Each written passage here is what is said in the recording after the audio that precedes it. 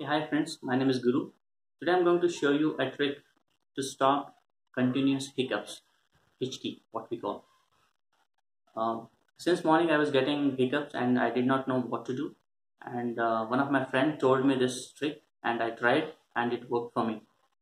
And hence I'm sharing this trick with you all. All you need to do is take a glass of water, okay? Instead of drinking this water normally, all you need to do is drink from the opposite side of the glass, which means like this.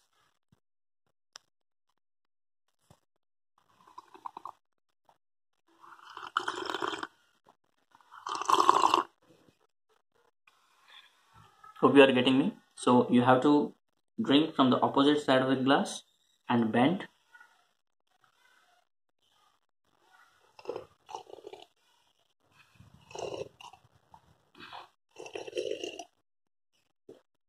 Maybe first time it's not very convenient for you, but if you try and again, it will work. And try to drink the whole glass of water, and in couple of minutes, the hitch key or the hiccups should stop for you. Thank you.